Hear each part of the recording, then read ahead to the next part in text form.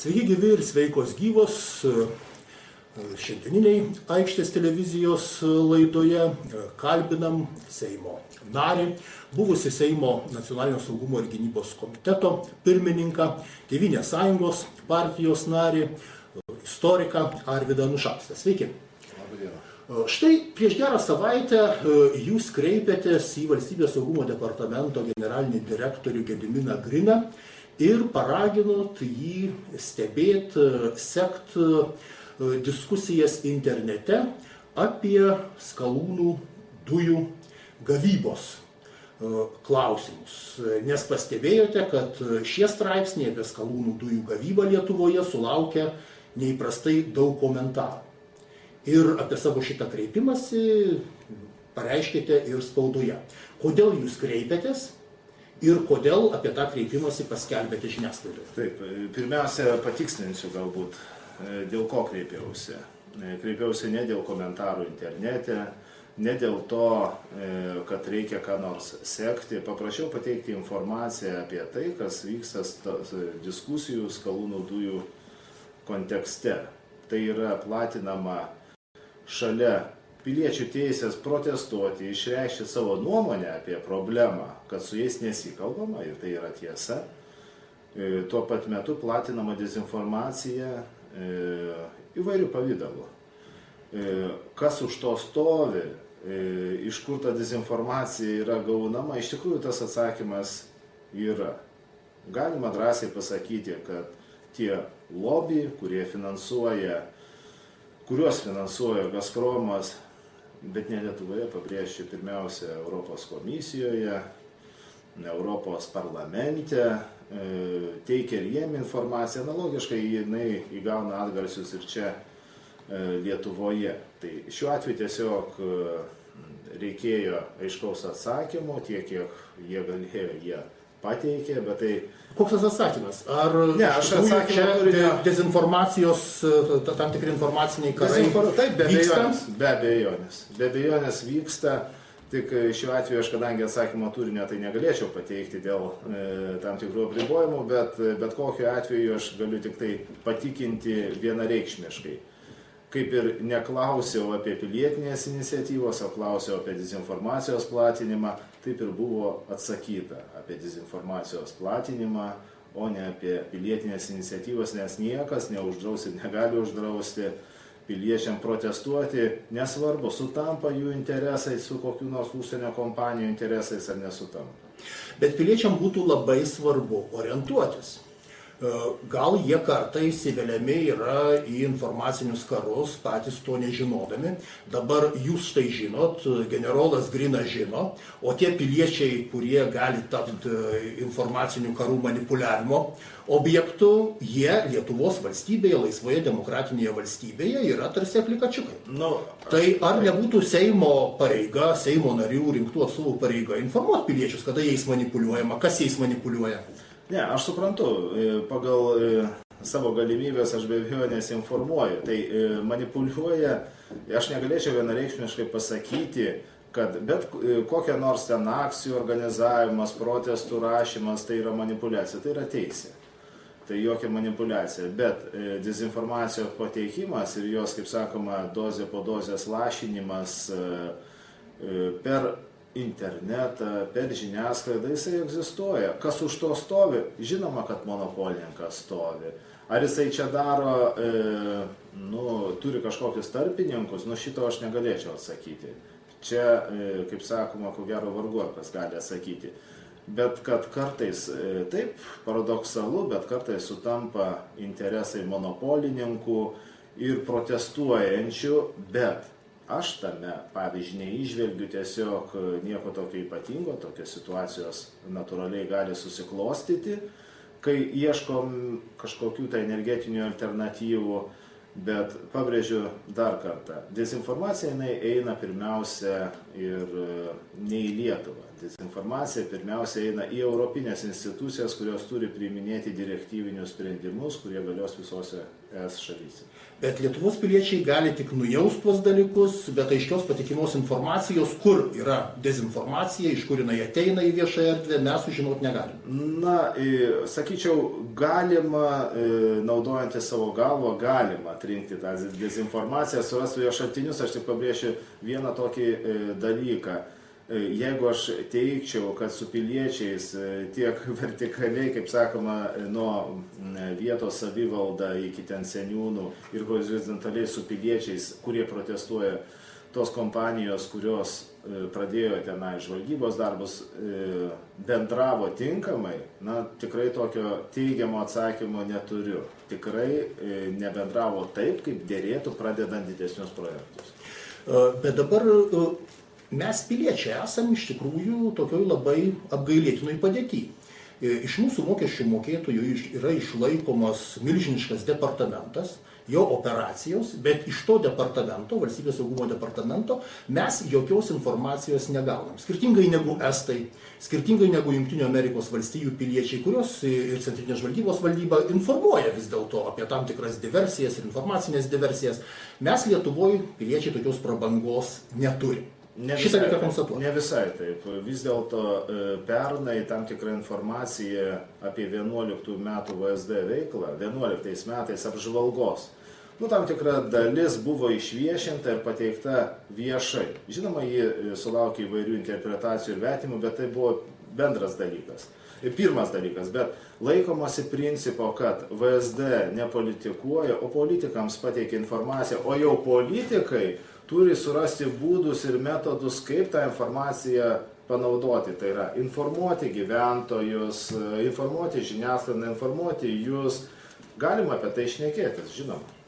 Bet dabar kokią žinią gavo piliečiai, kad kažkas dezinformuoja juos, bet kas ir kaip atskirti dezinformaciją nuo informacijos, šito dėja piliečiai nesužino. Aš manau, kad čia vis tik priklauso ir ne tik nuo valstybės institucijų, bet ir nuo tų, kurie užsiima svarbiais projektais. Šiuo atveju, jeigu vertinsim skalūnų dujų gavybą kaip strateginį, bet naują projektą, tai tos kompanijos, kurie mėgina vykdyti veiklą Lietuvoje, ir turi užsiimti tinkamo informavimu, informacijos pateikimu ir tinkamo bendravimo su vietos bendruomenėm ir gyventojais. Taip, bet ta kompanija ir pasikvietė į Lietuvą, ir konkursą skelbė, ir suteikė galimybę naudot tuos Lietuvos žemės išteklius Tėvynės sąjungos vadovaujama vyriausybė. Tai ar ta vyriausybė, kuri kviečiasi kompaniją, kuri sudaro sąlygas išgauti išteklius ir nelabai dar aiškiom, nelabai skaidriom aplinkybėm, neturėtų pasirūpinti ir visuomenės informavimu. Kodėl mes dabar turim kaltinti ar Williamso bendrovę kaip kažkada, ar dabar Chevrono bendrovę, dėl to, kad neatlieka savo darbo Tėvynės sąjunga ir jos partija? Šiuo atveju ar atlieka, ar neatlieka, tai paliekam jau vertinimą ar politiniams oponentams, ar mums patiems. Bet jūs sakot, kad piliečiai nebuvo informuoti. Bet šiuo atveju tai yra naujas dalykas. Atkreipsiu dėmesį, kada visą tai iškilo spalio mėnesį. Spalio mėnesį, apie ką mes šnekam. Šiuo atveju tai yra vyriausybė ir valdžios kaitos laikotarpis, rinkimai, politinė. Faktiškai jau tuo metu apie kokią nors aktyvesnę veiklą tai nebuvo nė kalbos.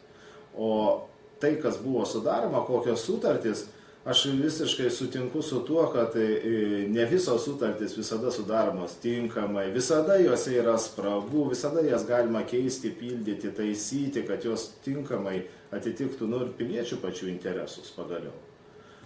Tai šiuo atveju abejonių jums irgi kyla. Ar tos sutartys, į kurias ėjo Tėvynės sąjungos vyriausybė, atitinka piliečių interesams? Pabrėšiu, Tėvynės sąjungos, liberalų ir liberalų centristų ir liberalų centristų aplinkos ministerija, kuri kuravo šitų sutarčių sudarimą. Tai jums kyla abejonių, kad piliečių interesams... Jeigu aš pamatyčiau tas sutartis, tai gal man jos arba sustiprintų, arba susilpnintų abejonės, bet aš jų nemačiau. Aš tiesiog kalbu apie bendras nuostatas ir bendrą opiniją. Jeigu netinkamai bendraujama tiek vertikaliai, tiek horizontaliai, kaip sakoma, tiek su savivaldos institucijom, tiek su žmonėm, vadinasi ir sutartyje nėra tinkamai tos nuostatos apibrėžtos. Suprantama. O žiūrėkit, kitos istorijos. Štai yra tam tikrų istorijų Lietuvoje, kurios sulaukia ypatingai daug komentarų interneto erdvėje. Garliavos istorija. Ar Garliavos istoriją taip pat atidžiai stebėjo Valstybės saugumo departamentas? Jos įkarštyje mes matėm, kad jūs kaip Nacionalinio saugumo ir gynybos komiteto pirmininkas buvot pasikvietęs generolą Griną, jis teikė jums informaciją apie padėtį Garliavoje, tada žiniasklaida informavo apie tuos dalykus. Ar Valstybės saugumo departamentas aktyviai dalyvavo jūsų žiniomis visoje Garliavos istorijoje, rinko duomenis, mėgino tos procesus įtakoti, juos kurti? Šiuo atveju jūs kalbat, būtent pabrėšiu, kurti tuos procesus, įtakoti ir kurti. Tai nėra Valstybės saugumo departamento kokia nors funkcija, užduotis. Ir tai būtų įstatymo, tiesiog peržengimas tų įstatymuose nubrėžtų rėmų. Per šitus kelis metus Valstybės saugumo departamentas vis dėlto buvo orientuojamas į tai, kad jisai taptų žvalgybos institucija. Nebaudžiamąją instituciją, tai yra ta, kuri pati seka, pati suima, pati baudžiamąją bylą sudaro, dėl to ir ikiteisminio tyrimo teisė iš jų buvo paimta, tai yra žvalgybos, kontržvalgybos institucija. Nustatys nusikalstamas veikas, tegu kviečiasi prokurorus ir dabar yra apibrėžta vis dėlto, pagal kokias veikas jie gali jau perduoti prokuroram duomenis. Tai yra šnipinėjimas, valstybės paslapčių išdavimas ir panašiai. Visi šitie Garliavos įvykiai, jie niekaip nepatenka į tokių įvykių tiesiog apibrėžti. Ir viskas. Šiuo atveju ar teikiama informacija, ar buvo teikiama informacija teikiama apie visus įvykius Lietuvoje. Visus, kurie susiję su nacionaliniu saugumu. O kaip ta informacija surenkama? Jeigu jinai teikiama, ji turi kažkokiais būdais būti surenkama. Surinkti, iš tikrųjų, surinkimais, va čia yra problema, ne problema, bet tai yra, kaip sakoma, toks yra įvykęs pasikeitimas per pastaruosius 10 metų, gal šiek tiek daugiau. Plečiantis internetiniai veiklai, vis dėlto 80, gal net daugiau procentų informacijos yra gaunama iš viešos erdvės. Tai tiesiog yra stebima viešoji erdvė. Štai žurnalistai turi informacijos, kad gana aukšti Valstybės saugumo departamento Kauno padalinio pareigūnai vis dėlto gana aktyviai dalyvavo Garliavos įvykiuose. Kurdami ir viešąją opiniją, teikdami informaciją įvairiem šios istorijos dalyviam. Kaip jūs šitą pakomentuotumėt? Aš irgi visokių gandų girdėjau, bet tokios informacijos mes neturėjome. Gediminas Grina jums tokios informacijos nepateikė, kad Kauno padalinys gana aktyviai dalyvavo Garliavos istorijoje. Informacijos tiesiog niekas neteikė ir jos, aš nežinau, jeigu jūs kalbat, kad apie tai gal turi kokių duomenų, bet mes tokios informacijos nematėm, tokia informacija mums nebuvo teikiama ir viskas, tai tiek ir komentarų. Čia toks jau patikimas dalykas, kad jūsų nepasiekė tokia informacija iš paties saugumo departamento. Bent jau mano žodžiais visada galima patikrinti labai paprastai. Visi pasiekiami dokumentai, laikiausi principo, kad kiekvienas pozicijos, opozicijos, nesvarbu pažiūrų ir partiškumo komiteto narys gautų vienodą informaciją. Tai yra visi pasiekimi dokumentai, mus pasiekė dokumentai, slapti dokumentai buvo vizuojami. Visi turėjo lygias galimybės susipažinti, taip kad jeigu aš sakyčiau netiesą, tai jūs visada turite galimybę pasiklausti kitų. Suprantame. O dabar Eglės Kusaitės byla iš tikrųjų. Štai jūs esate ir viešai minėjęs, kad Valstybės saugumo departamentas šitoje byloje, šitoje visoje Eglės Kusaitės istorijoje elgėsi netinkamai. Taip pat skaitant kaltinamąjį aktą, prokurorui Mindaugui Dūdai, jūs tą dieną kalbėjote žinių radijuje ir sakėte, kad yra perduota teismui slapta informacija, kuri turėtų vienaip ar kitaip teismo sprendimą paveikti. Kokia ta informacija? Aš taip pakomentuosiu galbūt, kadangi byla prasidėjo iš tikrųjų iki 8 metais, jei neklystu, bent jau anksčiau, bet kokiu atveju anksčiau, mes tik taip pamatėm, kaip sakom, vaizdžiai tariant, uogeles visos tos veiklos, nes parlamentinė kontrolė vis dėlto, aš galėčiau palyginimui, nors čia guli istorinė disertacija apie radikalių organizacijų veiklą Lietuvoje, gerokai anksčiau, prieš 70 metų, ir tiesiog metodai dažnai žmonės nesikeičia, tai aš galėčiau jos storį padidinti. Jeigu dabar VSD atsiskaito ir pateikia tokią informaciją apie savo veiklą, tai iki tol tos veiklos pateikimas buvo tokio masto. Šiuo atveju parlamentinės kontrolės spragos, trūkumas, aš nežinau, gal visą kitą užpildydavo telefoninę teisę, aš nežinau. Bet skirtumas yra akivaizdus ir be abejonės... Su prieškariu? Ne su prieškariu, su prieš 4 metus. Prieš 4 metus, ja. Jūs kalbėjote apie prieškarį. Ne, aš tiesiog palyginimui sakau čia. Tai šiuo atveju iš tikrųjų parlamentinės kontrolės ir žinojimo tas lygis buvo skirtingas. Tiesiog skirtingas ir senesni komiteto nariai yra įvardyję, kad tą, ką jie sužinojo po to, kai keitėsi vadovybė, kai pasikeitė ataskaitų forma ir turinys ir apimtis, tai jų informatumas tai ženkliai išaugo. Todėl, kai kalbam apie konkrečią bylą, žinoma, kad mes post factum viską sužinojom, bet sužinoję vis ir buvo ir iš bylos, kaip sakoma, figurantų ir kitų aplinkinių informacijos, kad ne viskas buvo atliekama tinkamai, kad galbūt buvo provokuojama, galbūt dar kažko, įvairios aplinkybės. Todėl komitetas ne iš karto, bet pasiekė, kad būtų pasikeitus jau vadovom beje, būtų atliekti parlamentiniai tyrimai. Atsiprašau, ne parlamentiniai, tarnybiniai patikrinimai ir tyrimai. Tiek bylos, tiek konkrečių visų asmenų tenai, kurie vedė tą bylą veiksmai. Jie buvo atlikti per pusmetį, daugiau kaip per pusmetį. Viskas pateikta prokuratūrai. Prokuratūra turėjo ir, kiek žinau, pateikė teismą, bent jau žodžiu tai patvirtino.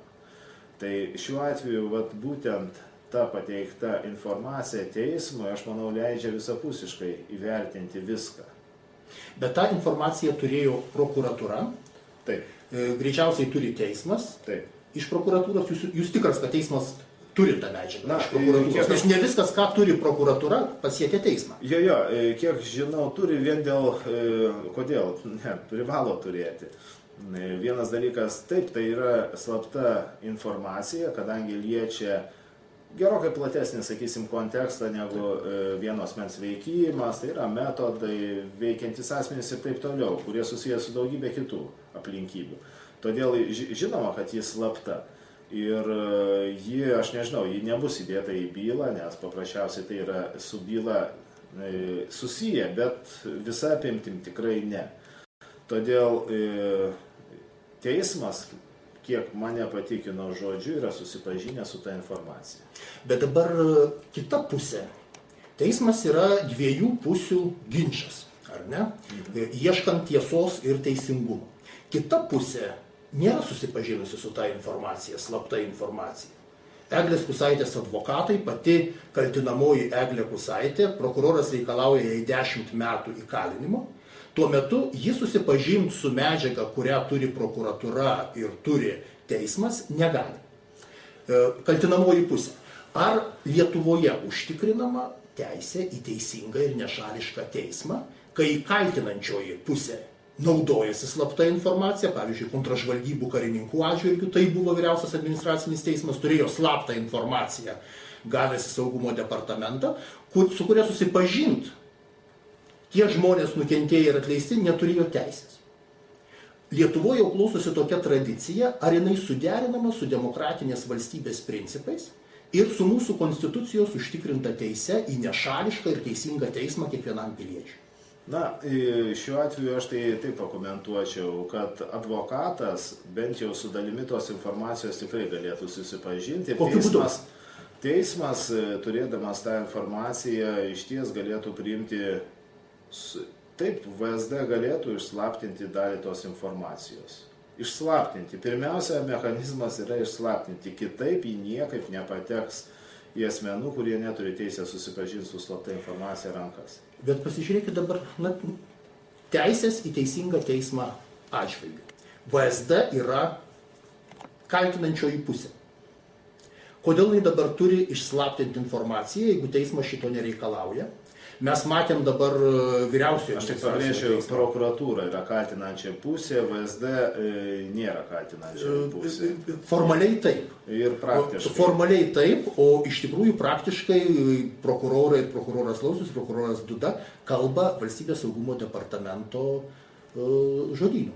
Nu, kokį jie žodynų kalbat, čia jų reikalas, o šiuo atveju prokuratūra yra atsakinga ir už kaltinimus, bylos vedybą ir visą tai, kas susiję su jų tiesioginiam funkcijom. O tos prielaidos, kieno jie ten žodynų kalba, tai galim visokių pasakyti. Gal man pasirodys, kad jie kitokių dar žodynų kalba. Prie žodyno mes dar staptelsim, bet dabar dėl Eglės Kusaitės aš norėjau paklausti. Tai jūs kaip pilietis, kaip žmogus, vis dėlto Lietuvos patriotas, ar mes susidorojam, mūsų valstybės galios struktūros susidoroja su pilietė, kuriai reikėjo psichologinės pagalbos ir kurios pagalbos ieškojo valstybės struktūrose jos šeima, jos motina ir teta kreipėsi į valstybės struktūras, būtent ieškodami pagalbos psichologinę pusiausvyrą praradusiai jaunai merginai. Ar iš tikrųjų tai yra baisi teroristė, kelianti grėsmę Rusijos valstybei? Kai jūs taip užduodat plačiai klausimą, tai man kaip ir belieka tik pasakyti tada, jeigu aš pasakysiu taip, ar bus tinkamas atsakymas, ar ne. Ne, tai jūs laisvė atsakyti sąžiningai. Šiuo atveju aš tiesiog pasakysiu taip, kad vis tik tai mano supratimu savo laiku buvo visai kitos nuostatos ir Valstybės saugumo departamento tam tikros bent jau grupės, visai kitokios nuostatos. Kokios kitokios ir kokios yra dabar? Sakysim, kitokios nuostatos ta prasme, kad siekta pateisinti savo buvimą VSD pačiais įvairiausiais būdais. Mes prisimenam ir tenai tokių proginių bylų ir dar visokių dalykų. Tai yra nesurasdavo, kaip perteikti visuomeniai apie savo aktyvų veikimą, tai kartais sugalvodavo tokių visokių proginių dalykėlių. Tai čia tiesiog išdykavimo, Valstybės saugumo departamento išdykavimo. Aš manyčiau, kad žmonės siekdami būna pačių vairiausių aplinkybių, vieni siekdami karjeros, kiti dar ko nors viduje, tenai institucijų, kartais sukuria problemą, kokią nors paprastą, su kuria sėkmingai kabutėse susidoroja. Kartais iš tos mažos problemos išugdomos gerokai didesnės. Tai kad dvi moteriškės kreipiasi pagalbos savo dukteriai, savo šeimos nariui, tiesiog atrandamas būdas pateisinti savo egzistavimą ir sukuriama problema. Tam tikrą prasme taip, nes kaip išvengti problemos yra visokie būdai visai kiti.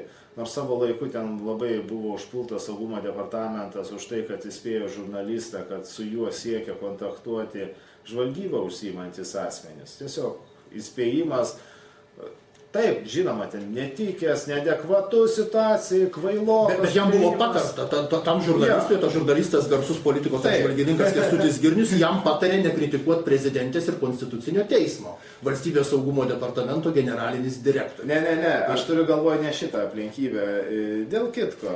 Ne, tai buvo ir įspėjimas, kad gali būti kontaktai ir nebėgiautų Kęstutis Girnius paleinėje. Ką tenai jau čia nuo savęs pridūrė, matyti, ar kaip, aš nežinau, ten to aplinkybių. Bet tas įspėjimas nekritikuoti. Jo, tai Kęstutis Girnius sureagavo. Bet šiuo atveju tai yra, kai yra, pavyzdžiui, jeigu mėginama stabdyti, sakysim, radikalizmą, yra pačias įvairiausias priemonės. Tai yra ir profilaktika elementari. Profilaktika, aš turiu galvoj, elementarus, gali būti įspėjimas, gali būti ir žmogaus, galbūt netgi, nežinau, pagalba suteikta, nežinau, kokia informacinė mokslas pagaliau, jeigu žmogui trūksta galbūt išsilavinimo ir žinių, tai viskas įmanoma. Tai žiūrėkit, šitoj situacijoj, jūs sakot, pasikeitė pozicijos, anksčiau buvo tokios, bet tas žmogus pasodintas, sėdėjo kalėjime beveik metus, ar nesuimtas ir niekam nežinant, paskui tik išaiškėjo nutekinus informaciją kažkam Lietuvos rytui,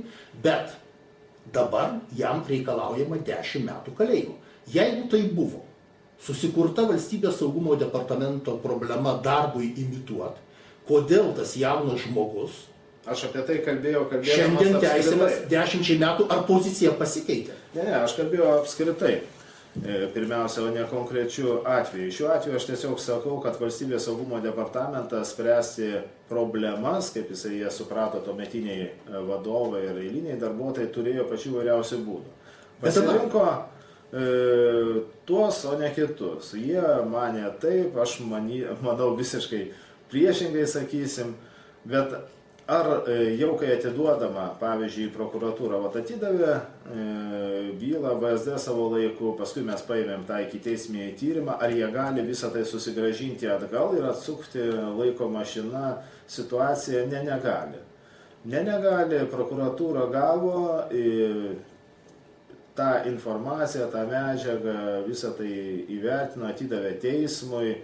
Teismas priims sprendimą. Teismas, mano galva, jau turi pakankamai informacijos priimti tinkamą sprendimą, atsižvelgiant į visus subtilumus šitos situacijos. Tai tiesiog Valstybės saugumo departamentas tada išdykaudamas užsuko absurdo mašiną ir mes dabar turim ją ištverti, ją finansuoti, nes tai yra teismai, sukasi tą mašiną visą absurdo, už mūsų mokesčių mokėtojų pinigus, laužomas jaunos merginos gyvenimas. Užsuko, taip, užsuko. Ir mes dabar visi stebim, bet nieko padaryti negalim. Ne, kaip negalim padaryti? Šiuo atveju aš manau, kad tai viskas yra teismo rankose.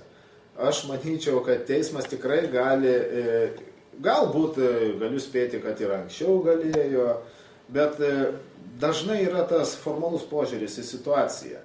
Tai yra įstatymo raidė, perskaitai tekstą, aš nenusižengiu įstatymo raidė, viskas vyksta pagal tą raidę. Šiuo atveju aš manau, kad tiek prokuratūra, tiek teismas iš tos situacijos galėjo išeiti kitaip.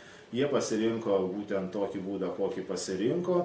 Politikai šitoje vietoje gali turėti tik tai, nors visi, aišku, peikia, ten kišasi į bylą ir panašiai, tam tikras poveikis yra, bet jisai nėra toks tiesioginis. Tai yra, jeigu mes matėm, kad trūksta informacijos ir jinai neįvertinama visa, mes paprašėm labai primygtinai, sakysim, atlikti tuos patikrinimus, tyrimus ir pateikti tą papildomą informaciją. Tai buvo atlikta ir padaryta.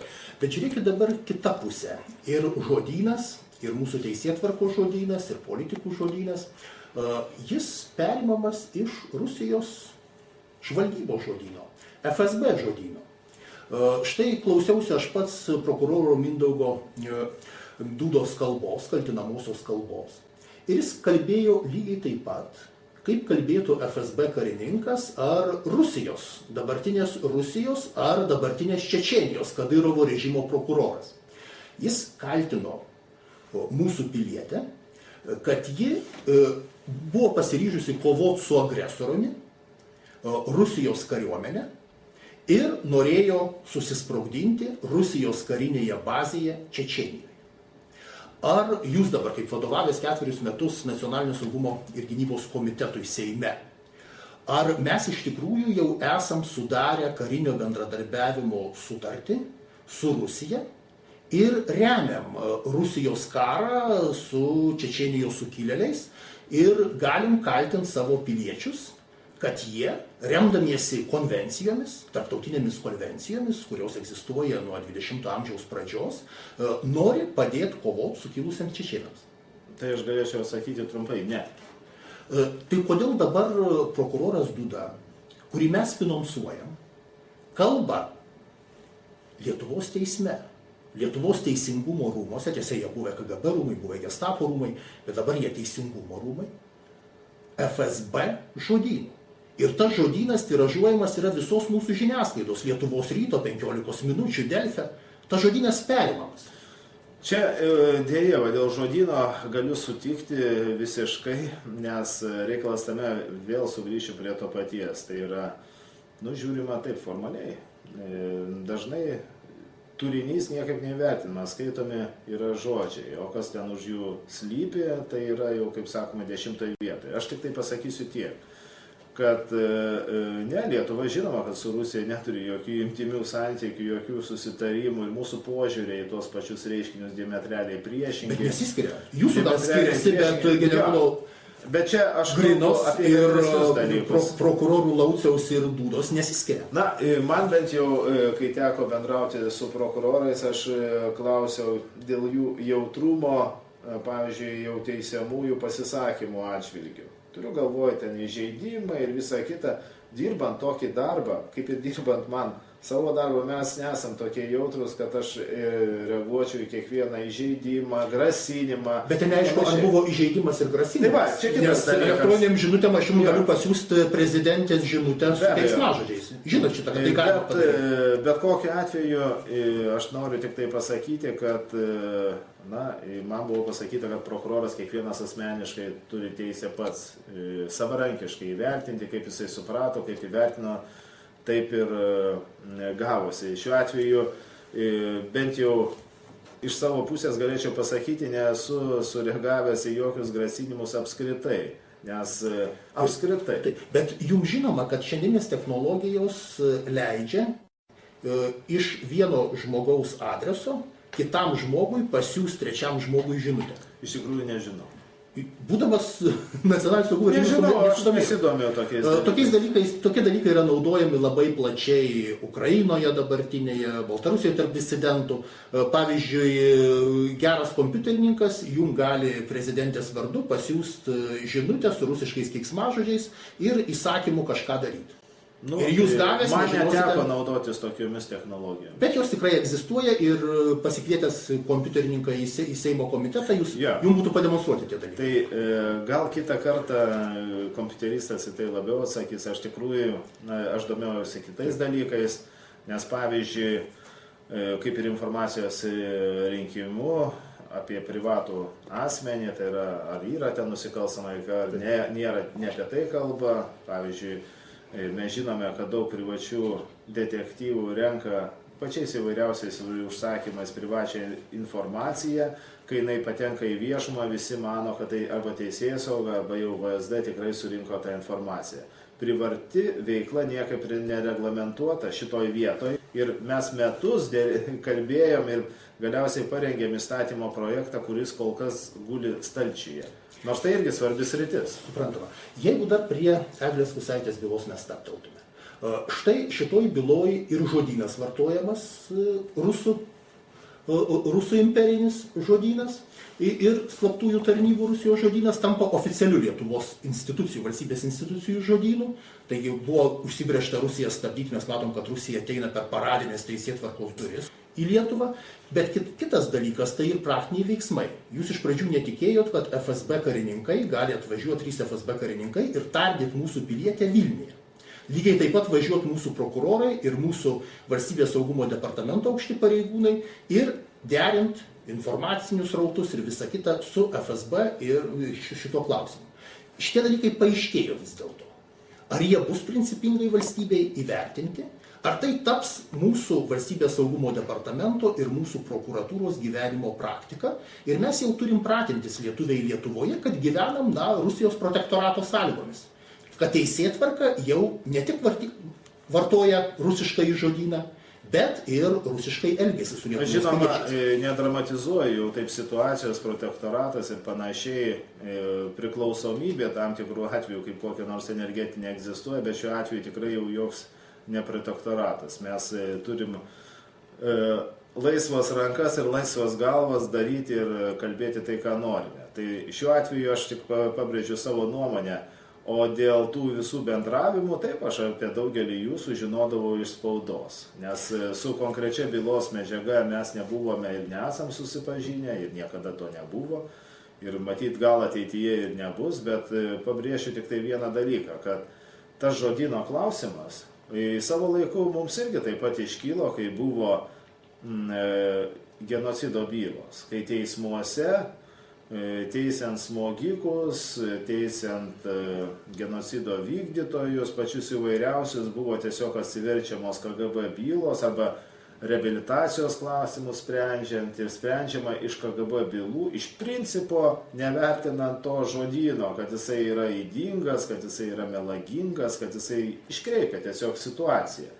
Tai šiuo atveju tai yra tas pats, nu, man reikėtų matyti, vartyti tada jau pačią konkrečiai bylą, analizuoti ją, gilintis į ją. Bet prokuroro Dudos kalba buvo išplatinta ir skelbiama, komentuojama žiniasklaidos, perteikiant ir tą žodyną. Bet dėja iš Tėvynės sąjungos narių jokios reakcijos nebuvo. Mes prie to žodyno jau pratinami kaip prie savo. Aš žinau, kad daugiausia tikimasi reakcijos iš Tėvynės sąjungos. Nes ji buvo įsipareigojusi stabdyti Rusiją. Jokia kita partija šito neįsipareigojo. Taip, stabdyti Rusiją ir atkreipti dėmesį, kad didžiausia priešininkė Rusijos Tėvynės sąjunga, pačios Rusijos ir 11 ir 12 metais buvo įvardinta oficialiuose, tiesą sakant, dokumentuose ir saituose, kaip pagrindinė priešininkė, kur reikia daryti viską, kad jinai pralaimėtų rinkimus. Tame tarpe ir aišku, jau niekaip prie Rusijos stabdymo strategijos nesisieja visi strateginiai energetiniai projektai, kurie iš tikrųjų realiai buvo pradėti vykdyti ir kur tai yra gerokai didesnis Rusijai galvos skausmas. Visi tie, kurie stabdo šitus strateginius projektus, jie pasirodo yra labai geri. Pas juos matyti tinkamas ir patriotinis žodynas.